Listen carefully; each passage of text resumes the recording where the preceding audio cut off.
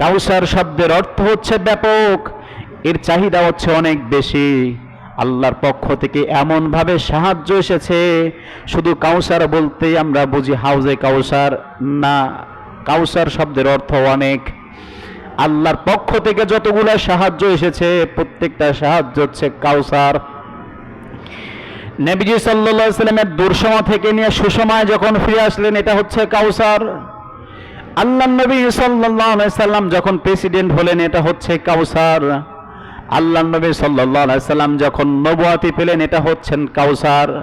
যখন রাসূলত্ব পেলেন, সেটা হলো কাউসার। যখন তার সুখের সময় ফিরে আসলো, এটা হলো কাউসার। কাউসার শব্দের অর্থ হচ্ছে অনেক বেশি, ব্যাপক, অনেক কিছু। সুতরাং যখন নবীজিকে বলেছে, নবী হে, আপনাকে আমি কাউসার দান করেছি, সুতরাং এই কাউসার এমন জিনিস, এই কাউসার তো দুনিয়াতেও থাকবে এবং আখিরাতেও আপনাকে আমি দান করব। কিয়ামতের ময়দান শেষ হওয়ার পরে হাসরের ময়দানে আপনাকে কাউসার আপনাকে দেওয়া হবে। আর এই কাউসারের পানি আপনি যাকে পান করাবেন, ওই ব্যক্তি কেবলমাত্র জান্নাতের মধ্যে যেতে পারবে। নবীজি সাল্লাল্লাহু আলাইহি ওয়াসাল্লামকে যখন কাউসারের দায়িত্ব দেওয়া হলো, হাদিসের মধ্যে ব্যাপক আলোচনা রয়েছে। নবীজি বলেছেন যে কাউসারের পানি যেই ব্যক্তি পান করবে, ওই ব্যক্তির কেবলমাত্র পিপাসা নিবারণ হবে।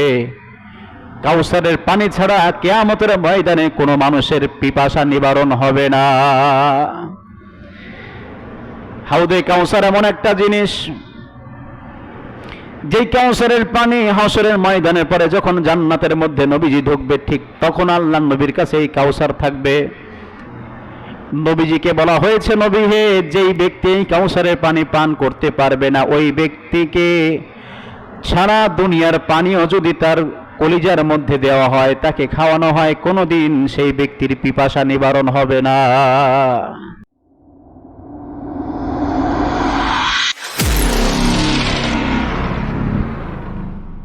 মহান আল্লাহ রাব্বুল আলামিনের আলিশান দরবারে লাখ কোটি শুকরিয়া আদায় করছি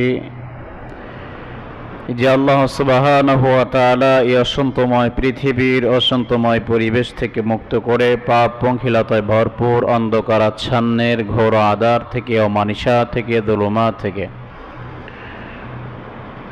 রহমতের হাতছানি দিয়ে মহান আল্লাহ সুবহানাহু ওয়া তাআলা তারই ঘর বাইতুল্লাহ আসার এবং বসার তৌফিক মহান রব্বুল ইজ্জত ওয়াল জালাল দান করলেন। সেই জন্য তার এই শেখানো ভাষায় দিল খুলে শুকরিয়া দান আদায় করছি। জবান ছেড়ে সকলেই একযোগে পড়ছি আলহামদুলিল্লাহ। রব্বানা লাকাল হামদ হামদান কাসীরান طيبا مباركا فيه ربنا لك الحمد كما ينبغي لجلال وجهك وعظيم سلطانك। আল্লাহ পাক আমাদের প্রশংসাকে কবুল করুক, পড়ি আল্লাহুম্মা আমিন। আল্লাহ রাব্বুল আলামিন জুমার দিনকে কেন্দ্র করে অত্র এলাকা এবং পার্শ্ববর্তী এলাকা সহ আমাদের আত্মীয় স্বজনের কবরবাসীর কবরে আযাবগুলি যেন মাফ করে দেয়, পড়ি আল্লাহুম্মা আমিন। আল্লাহ পাক রব্বুল আলামিন জুমার দিনকে কেন্দ্র করে আমাদের জীবনের গুনাহগুলি যেন আল্লাহ তাআলা মাফ করে দেয়, পড়ি আল্লাহুম্মা আমিন। প্রিয় উপস্থিতি, দেখতে দেখতে আমরা আরবি বছরের শেষের দিকে আমরা প্রায় চলে এসেছি। একটা বছর আমাদেরকে আল্লাহ রাব্বুল আলামিন হায়াত দান করেছিলেন। আল্লাহ তাআলা যেন আগামী বছরে আমাদের আমল এবং আমাদের ইবাদত বন্দেগী বেশি বেশি করে আল্লাহর কাছে প্রিয় করার তৌফিক আল্লাহ যেন আমাদেরকে দান করে, পড়ি আল্লাহুম্মা আমিন। প্রিয় উপস্থিতি, আজ জিলকদ মাসের শেষ জুমা, এরপরে এই মাসটা হচ্ছে জিলহজ মাস। জিলহজ মাসটা হচ্ছে আল্লাহর কাছে খুবই গুরুত্বপূর্ণ একটা মহামান্বিত মাস। আমরা অধিকাংশ মানুষ এই মাসটার সাথে পরিচিত, যেই মাসের 10 তারিখে আমাদেরকে কোরবানি করতে হয়।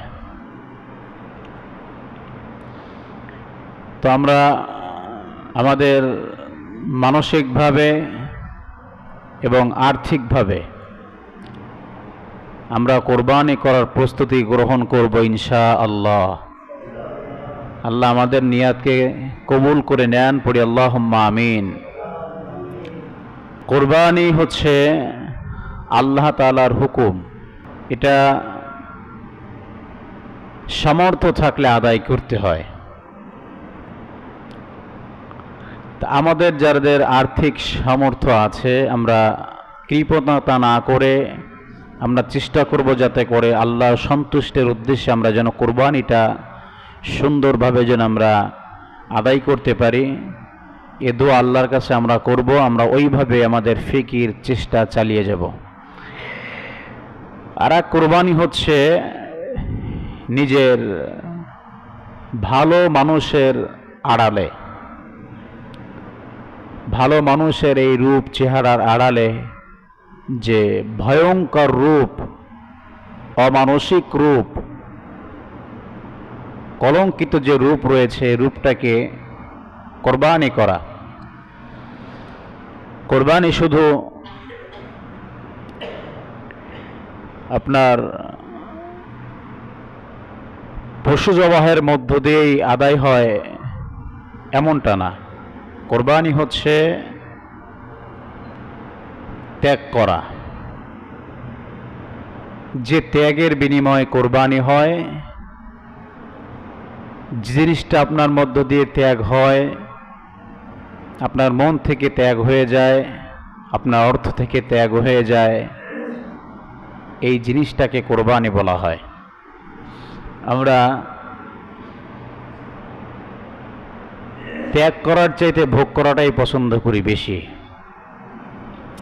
ত্যাগের চাইতে মনে করে যে ভোগের মধ্যেই আনন্দ অনেক বেশি, লাভ অনেক বেশি, কিন্তু না,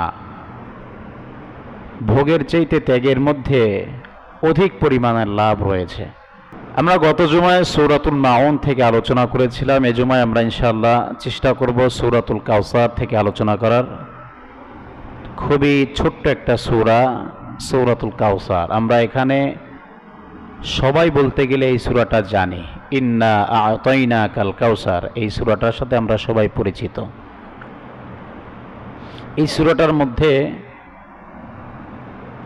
আল্লাহ বেশ কিছু কথা বলেছে। সূরাটার মধ্যে 3টা আয়াত রয়েছে।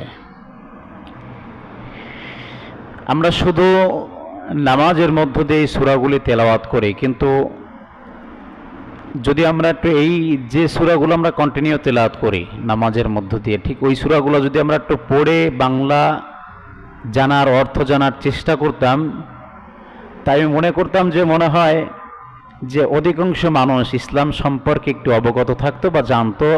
তাকে 2-4 অক্ষর জিজ্ঞাসা করলে সে নিজের যোগ্যতায় উত্তর দেওয়ার জন্য সক্ষম হতো, যদি সেই ব্যক্তি যে সূরাগুলা কন্টিনিউ নামাজের মধ্যে তেলাওয়াত করে এই সূরাগুলার যদি অর্থ কিছু না কিছু জানতো।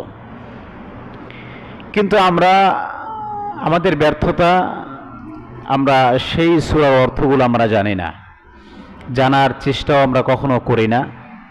এটা আমরা মনে করি যে খালি পড়লেই হবে, এর মধ্যে কি রয়েছে এটা না জানলেও মনে হয়। এরকমটা যদি হয়, আপনি মূর্খ তো মূর্খই থাকবেন, কোনোদিন আপনি শিক্ষিত হতে পারবেন না। কারণ আল্লাহ তাআলা বলেন যে আমি জ্ঞানীদের জন্য কোরআনের মধ্যে শিক্ষা রেখেছি। জ্ঞানী তো সে হয় যে জানার জন্যে অগ্রসর হয়। জ্ঞানী তো তাকে বলা হয় যার ভিতরে জানার ইচ্ছা ভিতরে থাকে।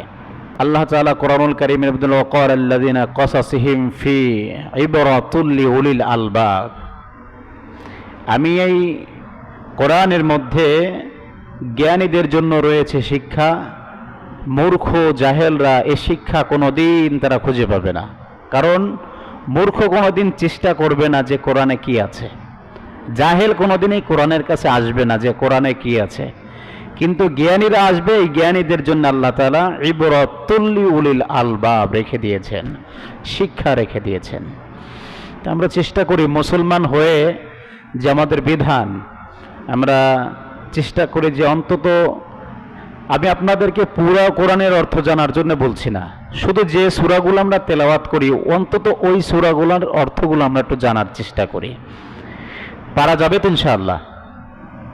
ইনশাআল্লাহ মন মানসিকতা তৈরি করেন, কারণ কোনো জিনিসের পদক্ষেপ নিলে সেই জিনিস যে পিছিয়ে থাকে এমনটা নয়। আপনার দুনিয়ার সব কাজ হয়ে যাচ্ছে, শুধু কেবলমাত্র ইসলামটা জানা হচ্ছে না। এই ব্যর্থতা কি আপনার ব্রেনের না আপনার নিজের?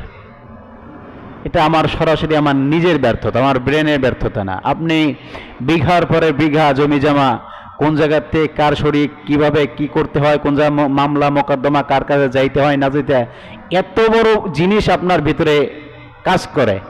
কিন্তু এই আয়াতের অর্থ এইটা হবে, এইটা যদি আপনার ভিতরে কাজ করে না, এ কথা তো পাগলরে বললে পাগল কোনদিন বিশ্বাস করবে না। চলুন আমরা সূরাতুল কাউসারের মধ্যে চলে যাই। যারা পারেন আমার সাথে তেলাওয়াত করেন। আউযু বিল্লাহি মিনাশ শাইতানির রাজীম। বিসমিল্লাহির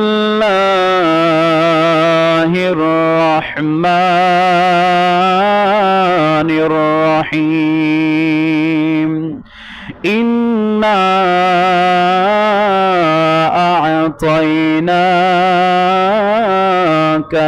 কাউসার ফাসাল্লি লিরাব্বিকা ওয়ানহার ইন্না শানিআকা হুয়াল আবতার। ইরশাদ হচ্ছে, নিশ্চয় আমি আপনাকে কাউসার দান করেছি, অতএব আপনি আপনার রবের সন্তুষ্টির উদ্দেশ্যে নামাজ আদায় করেন এবং কোরবানি করেন। তারাই শিকড় কাটা, লেজ কাটা, নির্বংশ, যারা আপনাকে বলেছে। এই হচ্ছে এই সূরার অর্থ, খুবই সিম্পল একটা অর্থ। এবার আসুন, এই সূরার নামকরণ করা হয়েছে সূরাতুল কাউসারের প্রথম আয়াত থেকেই এই সূরার নামকরণ করা হয়েছে। ইন্না আ'তাইনাকাল কাউসার শেষের শব্দ থেকে এই সূরার নামকরণ করা হয়েছে। এই সূরার নাজিলের পরিবেশ হচ্ছে অধিকাংশ তাফসীর কারকদের মতভেদ এবং অধিকাংশ তাফসীর কারকদের মানে পরামর্শ যে এটা হচ্ছে মাক্কি যুগের প্রথম দিকে নাজিল হয়েছে। নবীজি সাল্লাল্লাহু আলাইহি সাল্লামে যখন দূর সময় যাচ্ছিল, কষ্টের মুহূর্ত, কষ্টের লগ্ন যখন তিনি পার করছিলেন, ঠিক তখন আল্লাহ পাক রব্বুল আলামিন এই সূরাটা তার হাবিবকে উপহার দিয়েছিলেন। জোরে পড়ি সুবহানাল্লাহি ওয়া বিহামদি। নবীজি সাল্লাল্লাহু আলাইহি সাল্লাম ইসলামী আন্দোলনের জন্য খুব জোর তাগিদভাবে তিনি প্রচেষ্টা চালিয়ে যাচ্ছেন, জোর তাগিদভাবে। ইসলামের প্রথম যুগেই তো ঠিক তেমন সময় তার কাছে কয়েকজন মানুষ বায়াত গ্রহণ করেছে, সীমিত কয়েকজন। ইতিমধ্যে নবীজি সাল্লাল্লাহু আলাইহি সাল্লামের বড় ছেলে কাসেম, আবুল কাসেম, তিনি ইন্তেকাল করলেন। কিছুদিন পরে তার ছেলে আব্দুল্লাহ ইন্তেকাল করলেন। তো যখন একটা বাচ্চা দুনিয়া থেকে চলে যায়, প্রতিটা বাবার হৃদয় রক্তক্ষরণ হয়। তো পরপর যখন দুটি বাচ্চাই ইন্তেকাল করলো, তাহলে ওই বাবার কি পরিস্থিতি হয়ে দাঁড়ায়, এটা অন্তত আপনারা যারা সন্তান হারিয়েছেন তারা আপনারা হয়তো ভালোভাবে উপলব্ধি করতে পারেন। গতকালকে আমি একটা ভিডিও দেখলাম যে একটা বাচ্চা ছোট্ট একটা ডোবার মধ্যে পড়ে মারা গেছে।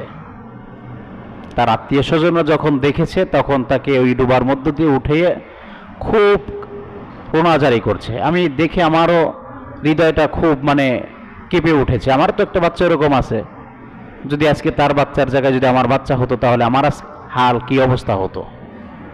ছোট্ট একটা বাচ্চা নয়নের মণি তার হারিয়ে গেল। ঠিক এরকম করে নবীজি সাল্লাল্লাহু আলাইহি সাল্লামের একটা সন্তান দুনিয়া থেকে বিদায় নিয়ে চলে গেল। আবার আর একটা সন্তান দুনিয়া থেকে বিদায় নিয়ে চলে গেল, দুটোই পুত্র সন্তান। আল্লাহর নবীর মন দুমড়ে মুচড়ে একাকার হয়ে গেল। এমন একটা সময় কোনো ব্যক্তি তাকে ভালোভাবে সান্ত্বনা দিবে তো দূরে থাক, তার যে নিকটবর্তী আত্মীয় স্বজন রয়েছে, দূরের আত্মীয় স্বজন রয়েছে, তারা নবীজির এই শোকাহত সময় নবীজিকে নিয়ে আরো হাসি ঠাট্টা করা শুরু করলো। জোরে পড়ি নাউযুবিল্লাহি মিন যালিক, জোরে পড়েন নাউযুবিল্লাহ। নবীজি সাল্লাল্লাহু আলাইহি ওয়াসাল্লাম খুবই কষ্ট পেলেন। আমি খুব সংক্ষেপে সার অংশগুলোই বলছি, এর অনেক ব্যাখ্যা অনেক তর্জমা রয়েছে, কিন্তু সংক্ষেপেই সার অংশগুলোই আমি বলে যাচ্ছি। খুবই ভারাক্রান্ত হৃদয় নিয়ে তিনি যখন আছেন, ঠিক তখন নবীজি সাল্লাল্লাহু আলাইহি ওয়াসাল্লামের আত্মীয় স্বজনগুলাই ছুটাছুটি করছে, বলে বেড়াচ্ছে যে নবীজির তো লেজ কেটে গেছে, মুহাম্মাদের তো শিকড় ছিঁড়ে গেছে, মুহাম্মদ তো নির্বংশ হয়ে গেছে। আরে যার ছেলে থাকে না তার বংশ কেমনে আগাবে? ঠিক এমন একটা প্রশ্ন যদি আপনার বেলায় রাখা হতো, আপনার কোনো সন্তান যদি দুনিয়া থেকে চলে যেত, একটা সন্তান আছে, সেই সন্তান চলে গেলে যদি আপনাকে এরকম বলে বেড়াতো আপনার কাছের মানুষ, আপনার আত্মীয় স্বজন, তখন আপনার হৃদয়টা আরো কেমন হতো? ওদিকে নবীজি সাল্লাল্লাহু আলাইহি ওয়াসাল্লাম কুরাইশদের মুশরিকদের কাছে হেরে গেলেন। এখানে তার কষ্ট রয়েছে। তার সন্তান দুনিয়া থেকে চলে গেল, এখানে তার কষ্ট রয়েছে। তার আত্মীয় স্বজন ঠাট্টা বিদ্রুপ করতে লাগলো, তাকে নিয়ে হাসাহাসি করলো, তাকে তুচ্ছ-তাচ্ছিল্য করলো। এমন একটা সময় তাকে সান্ত্বনা দেওয়ার মতো মানুষ খুঁজে পাওয়া গেল না। ঠিক সে সময় যখন তাকে হাসাহাসির পাত্র বানিয়ে ফেললো, নবীজি সাল্লাল্লাহু আলাইহি সাল্লামের মন ভারাক্রান্ত হয়ে দুমড়ে মুচড়ে একেবারে একাকার হয়ে গেল। ঠিক সে সময় আল্লাহ রাব্বুল আলামিন সূরা কাউসার তাকে দান করেছেন। সুবহানাল্লাহি বিহামদিহি। তবে এর আগে সূরাতুল দুহা আর সূরাতুল আলাম নাশরাহ এর মধ্য দিয়ে দুইটা আয়াত নাজিল করে নবীজিকে সান্ত্বনা দিচ্ছেন।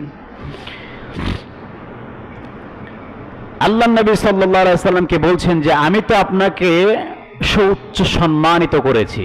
জোরে বলি সুবহানাল্লাহি বিহামদিহি। সুতরাং আপনাকে যারা নিচে নামাতে চায়, আপনাকে কোনোদিন নিচে নামাতে পারবে না। আপনাকে তো আমি উঁচুই উঠিয়ে রাখবো। আপনাকে তো আমি সম্মান দিয়েছি, যে সম্মান অন্য কাউকে আমি দেই নাই। সুবহানাল্লাহি বিহামদিহি। আপনি এত পরেশান কেন? বিশ্বনবী মুহাম্মদুর রাসূলুল্লাহ সাল্লাল্লাহু আলাইহি ওয়াসাল্লাম ভারাক্রান্ত হৃদয় নিয়ে যখন তিনি বসে আছেন, ঠিক এমন একটা সময় আল্লাহ রাব্বুল আলামিন বলছেন, নবী হে, আমি আপনাকে আগের দিনের চাইতেও পরের দিনগুলোকে আরো সুন্দর করে দেব। সুবহানাল্লাহি বিহামদিহি। যে দিনগুলো চলে গেছে তার চাইতে বেশি সুন্দর করে আপনার দিনগুলোকে আমি দান করব। আল্লাহ নবী সাল্লাল্লাহু আলাইহি ওয়াসাল্লাম একটু করে সোজা হয়ে দাঁড়ানোর চেষ্টা করলেন। তবে কাফের মুশরিকরা নবীজির যখন দুটি সন্তান দুনিয়া থেকে বিদায় নিল, এমন একটা অবস্থায় যখন মুশরিকদের সাথে তিনি হেরে গেলেন, ঠিক এমন একটা অবস্থায় তার যে সাথী সঙ্গীরা ছিল তাদের উপরে কাফের মুশরিকরা এমন ভাবে নির্যাতন চালালো, তারা একেবারে আত্মরা হয়ে গেল। দেখবেন কোন ভালো মানুষ যখন ভালো কাজ করা শুরু করে, লোক যদি কম থাকে দেখবেন তাদের পরে এমনভাবে নির্যাতন চালানো হয় যে নেতাকেও পর্যন্ত মারা হবে এবং তার কর্মীকেও পর্যন্ত বিনাশ করার চেষ্টা করে। নবীজি সাল্লাল্লাহু আলাইহি সাল্লাম ইসলামী আন্দোলন করা শুরু করলেন। ঠিক এমন তো অবস্থায় কাফিররা তাকে সহ্য করতে পারলেন না। সুযোগ এসেছে, তাকে বিদ্রোহ করা শুরু করেছে, তারপরে জুলুম করা শুরু করলো। তার সাথী সঙ্গে যে কয়জন সাহাবী ছিল তাদেরকে মারপিট করা হলো। আল্লাহর নবী সাল্লাল্লাহু আলাইহি সাল্লামকে এক ঘরে করে দেওয়া হলো। আবার তার আত্মীয় স্বজনগুলা পাড়ায় পাড়ায় ঘুরে বেড়াচ্ছে যে আমাদের মুহাম্মাদের তো বংশ নির্বংশ হয়ে যাচ্ছে, তার সামনে তার বংশের বাতি কে জ্বালাবে এটার কোনো সিস্টেমই নাই, তার তো শিকড় কাটা। আবু জাহেল যখন এই কথাগুলি মানুষের সামনে সুসংবাদ বলে চালায় দিচ্ছে, ঠিক এমন একটা অবস্থায় আল্লাহ রাব্বুল আলামিন দান করে দিলেন, নাজিল করে দিলেন সূরাতুল কাউসার। ইন্না আ'তাইনাকাল কাউসার, নিশ্চয়ই আমি আল্লাহ রাব্বুল আলামিন নবী হে আপনাকে কাউসার দান করেছি। যেই কাউসারটা হচ্ছে, কাউসার শব্দের অর্থ হচ্ছে ব্যাপক, এর চাহিদা হচ্ছে অনেক বেশি। আল্লাহর পক্ষ থেকে এমন ভাবে সাহায্য এসেছে, শুধু কাউসার বলতেই আমরা বুঝি হাউজে কাউসার না, কাউসার শব্দের অর্থ অনেক। আল্লাহর পক্ষ থেকে যতগুলো সাহায্য এসেছে প্রত্যেকটা সাহায্য হচ্ছে কাউসার। নবীজি সাল্লাল্লাহু আলাইহি সাল্লামের দুঃসময় থেকে নিয়ে সুসময় যখন ফিরে আসলেন এটা হচ্ছে কাউসার। আল্লাহর নবী সাল্লাল্লাহু আলাইহি সাল্লাম যখন প্রেসিডেন্ট হলেন এটা হচ্ছে কাউসার। আল্লাহর নবী সাল্লাল্লাহু আলাইহি সাল্লাম যখন নবুয়তি পেলেন এটা হচ্ছেন কাউসার। যখন রাসূলত্ব পেলেন সেটা হলো কাউসার। যখন তার সুখের সময় ফিরে আসলো এটা হলো কাউসার। কাউসার শব্দের অর্থ হচ্ছে অনেক বেশি ব্যাপক, অনেক কিছু। সুতরাং যখন নবীজিকে বলেছে নবী হে আপনাকে আমি কাউসার দান করেছি, সুতরাং এই কাউসার এমন জিনিস, এই কাউসার তো দুনিয়াতেও থাকবে এবং আখিরাতেও আপনাকে আমি দান করব। কিয়ামতের ময়দান শেষ হওয়ার পরে হাসরের ময়দানে আপনাকে কাউসার আপনাকে দেওয়া হবে। আর এই কাউসারের পানি আপনি যাকে পান করাবেন ওই ব্যক্তি কেবলমাত্র জান্নাতের মধ্যে যেতে পারবে। নবীজি সাল্লাল্লাহু আলাইহি সাল্লামকে যখন কাউসারের দায়িত্ব দেওয়া হলো, হাদিসের মধ্যে ব্যাপক আলোচনা রয়েছে। নবীজি বলেছেন যে কাউসারের পানি যেই ব্যক্তি পান করবে ওই ব্যক্তির কেবলমাত্র পিপাসা নিবারণ হবে। কাউসারের পানি ছাড়া কিয়ামতের ময়দানে কোনো মানুষের পিপাসা নিবারণ হবে না। হাউদে কাউসার এমন একটা জিনিস, যেই কাউসারের পানি হাসরের ময়দানের পরে যখন জান্নাতের মধ্যে নবীজি ঢুকবে ঠিক তখন আল্লাহর নবীর কাছে এই কাউসার থাকবে। নবীজিকে বলা হয়েছে নবী হে যেই ব্যক্তি এই কাউসারের পানি পান করতে পারবে না ওই ব্যক্তিকে সারা দুনিয়ার পানিও যদি তার কলিজার মধ্যে দেওয়া হয়, তাকে খাওয়ানো হয়, কোনোদিন সেই ব্যক্তির পিপাসা নিবারণ হবে না। এখন এখানে একটা জিনিস বোঝার বাকি আছে। কাউসারের পানির দায়িত্ব যেহেতু নবীজির কাছে দিয়েছে, নবীজি যাকে পানি দেবে ঠিক সেই ব্যক্তি পানি পাবে। দায়িত্ব কে দিয়েছেন? তোরে বলেন, আল্লাহ দিয়েছেন নবীকে। এবার নবী হচ্ছে কাউসারের মালিক, নবী যাকে পানি দেবে ঠিক সে পানি পাবে। এখন আমার কর্মকাণ্ড কি বলে, আমার বিবেকটা কি বলে, আমার কাজ কর্ম কি বলে, আমি কি নবীর কাছে পানি পাওয়ার যোগ্য না অযোগ্য? এটা কি আপনার মাথা থেকে খাটান আপনি? আমার আমলটা কি বলছে যে আমলের মধ্য দিয়ে কি আমি নবীজির কাছ থেকে কাউসার কি পাবো? যে পানির ব্যাপারে বলা হয়েছে যে পানি পান করলে তাকে আর কোনোদিন পানি খাওয়া লাগবে না, একেবারেই পিপাসা নিবারণ হয়ে যাবে। আর এই পানি ছাড়া দুনিয়ার সমস্ত পানি যদি তাকে খাওয়ানো হয় সে ব্যক্তির কোনোদিন পিপাসা নিবারণ হবে না। ঠিক এমন একটা কঠিন জিনিস যখন তাকে দেওয়া হয়েছে সেই জিনিস যদি আমি না পাই তাহলে আমার হালাত, আমার পরিস্থিতি কিয়ামতের ময়দানে কি হবে? আমার আমল আমাকে বলে দেবে যে আমি কাউসার পাবো কিনা, আমি নবীজির কাছ থেকেই জান্নাতি পানি হাউজে কাউসারের পানি পাবো কিনা, এটা আমার আমল বলবে, আমার বিবেক বলবে, আমার মাইন্ড এটা বলবে। এরপরে আয়াতে আল্লাহ রাব্বুল আলামিন বলছেন ফাসাল্লি লিরাব্বিকা ওয়ানহার, যেহেতু আপনাকে কাউসার দান করা হয়েছে আপনি এখন শান্ত, এখন আপনি কি করবেন? ফাসাল্লি লিরাব্বিকা ওয়ানহার, আপনি আপনার রবের সন্তুষ্টের উদ্দেশ্যে নামাজ আদায় করেন। কার পক্ষ থেকে দাওয়াত পেলেন নবীজি? আবার বলেন, কার পক্ষ থেকে নবীজির নামাজের দাওয়াত পেলেন?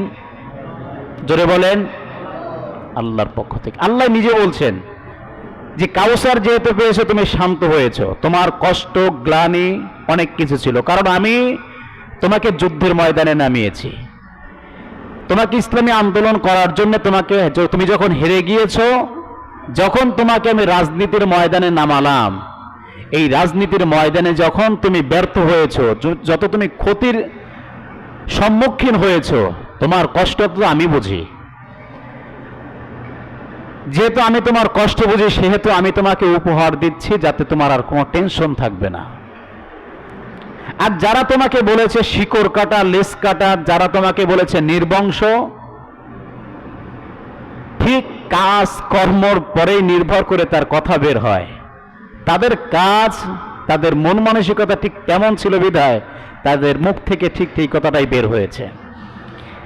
তাদের ধারণা ঠিক অমনি যে ছেলে সন্তান না থাকলে মনে হয় বংশ আগানো যায় না, এমন ধারণা করেছিলেন। ঠিক তাদের কথা তাদের জন্যই যথেষ্ট হয়েছে।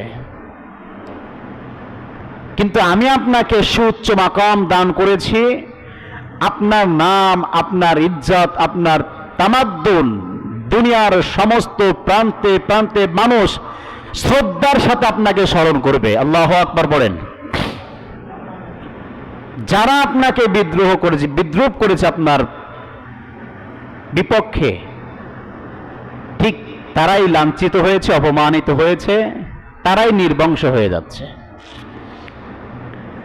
আপনারা সবাই এক বাক্যে বলেন তো, নবী মুহাম্মদ সাল্লাল্লাহু আলাইহি সাল্লামের নাম যত ভক্তি শ্রদ্ধার সাথে নেয়, ততটা কি ভক্তি শ্রদ্ধার সাথে কি আবু জাহেলের নাম নেয়, উতবার নাম নেয়, সাইবার নাম নেয়, ওয়ালিদ ইবনে মুগিরার নাম নেয়, উকবা ইবনে আবি মুয়িতের নাম নেয় না?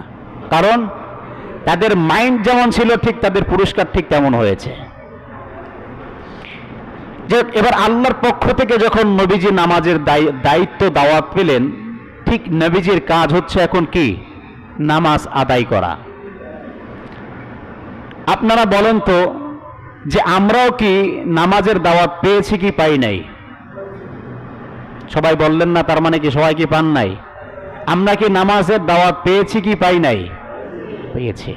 এই শুধু সেই আয়াতটা, যে আয়াতের কথা বলা হয়েছে ফাসাল্লি লিরাব্বিকা, শুধু নামাজ আদায় করো, এই একটা আয়াত, বাদ বাকি যত আয়াত রয়েছে কায়েম করো।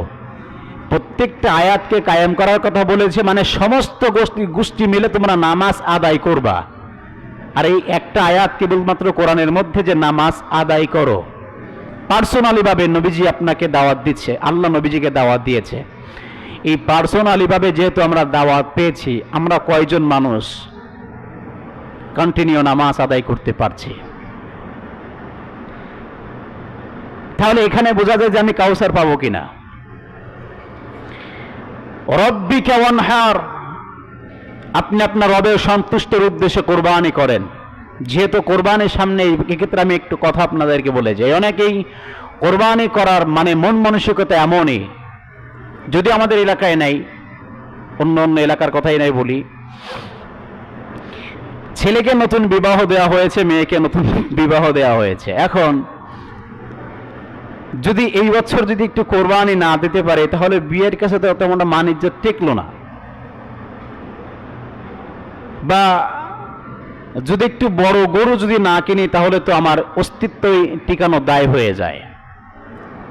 এই যে মন মানসিকতা, যেহেতু রবের সন্তুষ্টির উদ্দেশ্যে সালাত আদায় করো আর কোরবানি করো, সেহেতু আপনি এখানে মনস্থির করলেন যে বিআইকে খুশি করার জন্য একটু কোরবানি দিতেই হয়, তারপরে একটু গোশত পাঠাবো, সে খুশি হয়ে যাবে।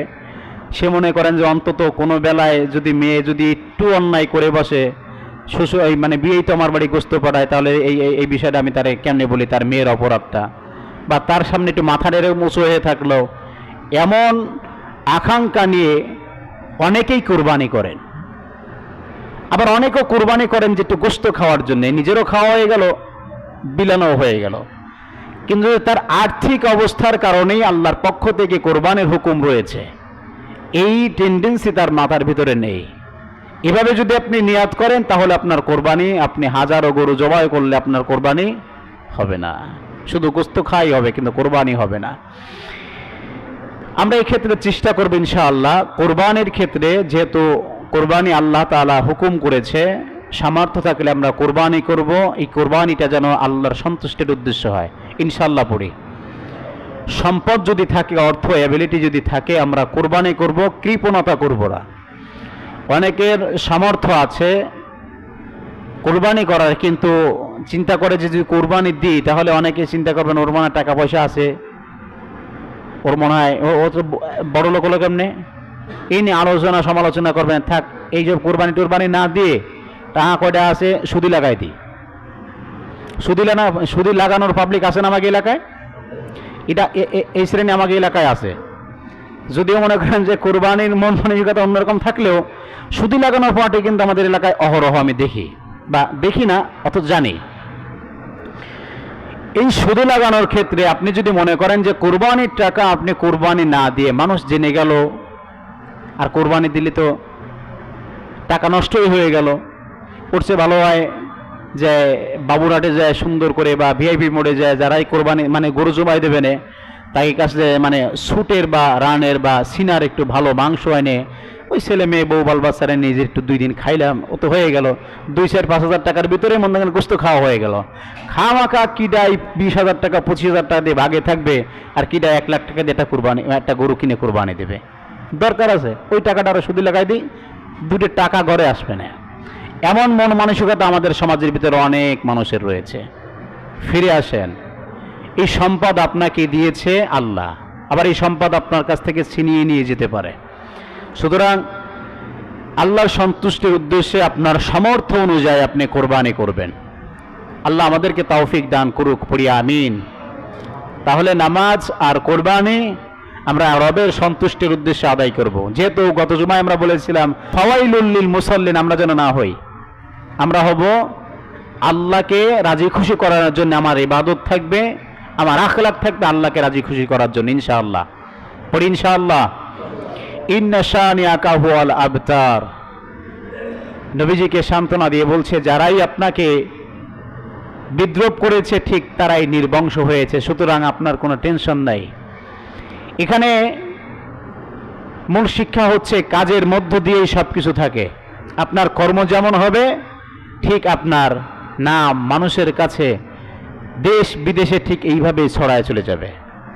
আপনার কর্ম যদি খারাপ হয়, ঘৃণার সাথে যে কয়দিন আপনি থাকবে আপনাকে স্মরণ করবে, 2-1 দিন পরে আপনার নাম নিশানা পর্যন্ত মিটে যাবে। হয়তো আপনার বংশের কারণে আপনার মৃত্যুর পরে হয়তো আর এক প্রজন্ম পর্যন্ত আপনার নামটা থাকলো, কিন্তু এরপরে আর থাকবে না। কিন্তু দেখেন যারা ইসলামী ইতিহাসের মধ্যে আজও পর্যন্ত স্বর্ণের অক্ষরে তাদের নাম লেখা রয়েছে, যারা ইসলামে অনেক বড় বড় ভালো কাজ করে গিয়েছেন, যেন আমাদের এই বাগেরহাটে খান জাহান আলী রহমাতুল্লাহ আলাই, তার বাড়ি কোথায় আর সে এসেছে, এসে কি করেছে, আজও পর্যন্ত মানুষ শ্রদ্ধার সাথে তার নামটাকে স্মরণ করে থাকে। এমনকি গোটা বিশ্ব জানে যে একজন খাজা খান জাহান আলী রহমাতুল্লাহ আলাই আছে, তার নামের গুণটা এত পরিধি হয়েছে, এত ব্যাপক হয়েছে তার কর্মে কাণ্ডের কারণে। মানুষের নাম শ্রদ্ধার সাথে তখনই নেয় যখন তার কর্ম ভালো হয়। এই জন্য আমাদের কর্ম আমাদের ভালো করতে হবে। সন্তান সন্ততি ধন সম্পদ চাইতে আল্লাহ তার রাসূলকে প্রাধান্য দিয়ে আমাদের মন মানসিকতা ইসলামিক দিকে নিয়ে আমরা আমাদের ইবাদত বন্দেগীগুলা রবের সন্তুষ্টির উদ্দেশ্যে আদায় করার চেষ্টা করব ইনশাআল্লাহ। বিমাশিয়াতিল্লাহ মা তৌফিক ইল্লা বিল্লাহ। আসসালামু আলাইকুম ওয়া রাহমাতুল্লাহি ওয়া বারাকাতুহু।